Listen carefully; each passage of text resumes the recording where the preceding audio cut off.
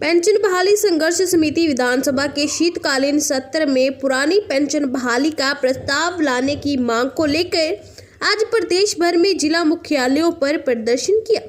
इसी कड़ी में आज पेंशन बहाली संघर्ष समिति कुरुक्षेत्र ने भी लघु सचिवालय के बाहर भारी संख्या में एकत्रित होकर सरकार के खिलाफ प्रदर्शन किया और 26 फरवरी को मुख्यमंत्री मनोहर लाल के आवास का घेराव करने की चेतावनी दी। देखिए, लगातार 2016 से जो ये पेंशन बहाली संघर्ष समिति है लगातार अपना प्रदर्शन कर रही है और फिर उसके बाद ये प्रारूप में आई और किस तरह बड़ी बड़ी रैलियां और बड़े बड़े आंदोलन हमने इस उद्देश्य में किए हैं।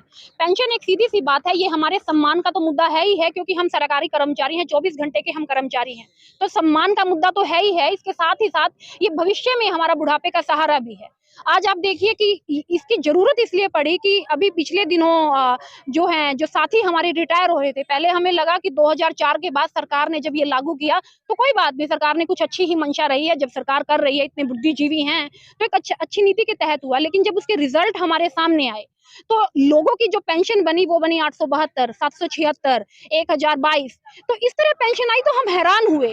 और फिर एक पूरे का पूरा जो है ये स्वरूप बना और उन्होंने पूरा का पूरा सोच विचार के देखा और इसके सारे आंकड़े जब हमारे सामने आए कि किस प्रकार हमारा पैसा हर महीने जो कट रहा है और सरकारी कोष में से भी जा रहा है वो निजी हाथों के पास जा रहा है और वहां से जो उसके ब्याज की जो राशि बनती है और उसमें बहुत सारे लूप होल्स भी डाल रखे हैं। अगर मैं आपको संक्षेप में बताऊं, लूप होल्स भी डाल रखे हैं कि हम उसको निकाल नहीं सकते, ग्रेजुएटी का पैसा नहीं मिलेगा, हमें एक साथ इकट्ठा नहीं निकाल सकते हैं। हमारा जो पैसा है वो बाहर की जो कंपनियां वो डिसाइड करेंगी कि कहाँ किस उसमें शेयर में वो लगा हुआ है और शेयर वो तत्कालिक जो शेयर की जो वैल्यू होगी, भले ही वो घटी हुई हो बढ़ी हुई है, उसके 12 हिस्से करके उसके एक हिस्से में से हमें ये पेंशन मिलेगी। तो वो हिस्सा 1000, 1500, 2000, 2500, 3000।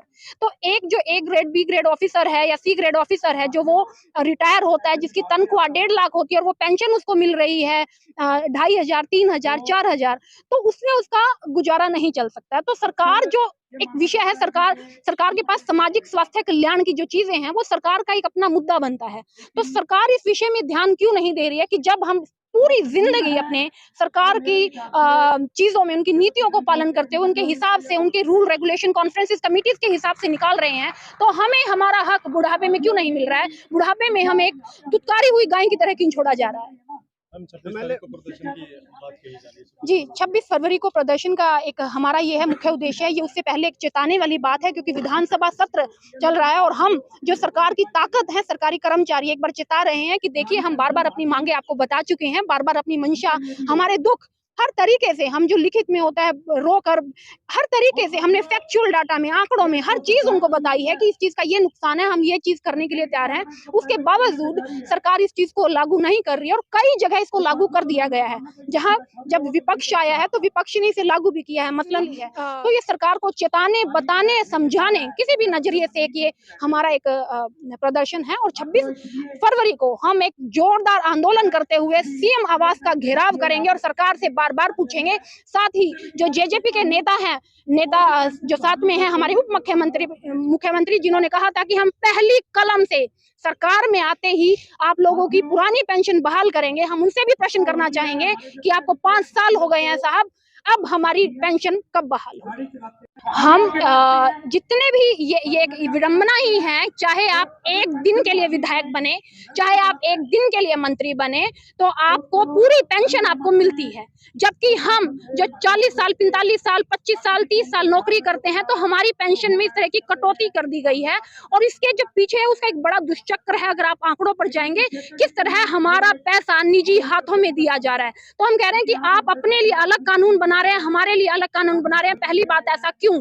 दूसरी बात, अब हम ये नहीं कहते कि आप अपनी पेंशन छोड़ दो, हम कहते हैं आप अपनी पेंशन छोड़े या ना छोड़े, हमें हमारा हक सम्मान सहित। संघर्ष समिति एक राज्य स्तर पर काम कर रही है और इसको ऑपरेट कर रही है NMOPS, national movement for old pension scheme. तो ये हमारी राष्ट्रीय स्तर की कार्यकारिणी है। इस विभिन्न शाखाएं हमारी हर राज्य में काम कर रही है अलग अलग नाम से। तो हरियाणा में हम पेंशन बहाली संघर्ष समिति के तौर पर काम कर रहे हैं और आज पेंशन बहाली संघर्ष समिति के आह्वान पर 22 के 22 जिलों में जो है मुख्यालयों पर जो विधानसभा सत्र 26 दिसंबर से शुरू हो रहा है उसके संबंध में ज्ञापन दिया जा रहा है। सभी नेता प्रतिपक्ष को भी दिया जा रहा है, मुख्यमंत्री और उप मुख्यमंत्री के नाम दिया जा रहा है। उस ज्ञापन में हमारी मुख्य मांग यही है कि इस विधानसभा सत्र में, शीतकालीन सत्र में पुरानी पेंशन को हर हाल में आप बहाल करें।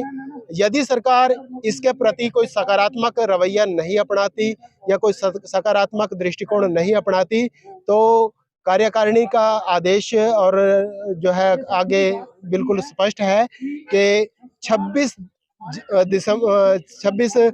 फरवरी को हम सीएम उसका घेराव करेंगे और आगे सभी संगठनों, सभी कर्मचारियों को एक साथ लेकर आर पार की लड़ाई लड़ेंगे। 22 के 22 राज्यों से, 22 के 22 जिलों से यहाँ पर कार्यकारिणी इसमें संघर्ष में जो है सभी साथी यहाँ पर पहुंचेंगे।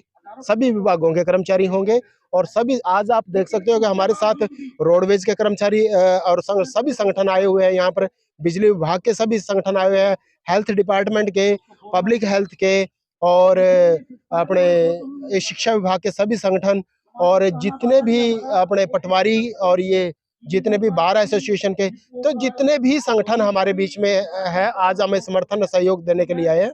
आज मुख्य हमारा मुद्दा सिर्फ ज्ञापन देने का था, तो डीसी के माध्यम से मुख्यमंत्री, उप मुख्यमंत्री और जो हमारे नेता विपक्ष भूपेंद्र सिंह हुड्डा जी, इनके नाम जो है हमारे को हमने ज्ञापन सौंपना है।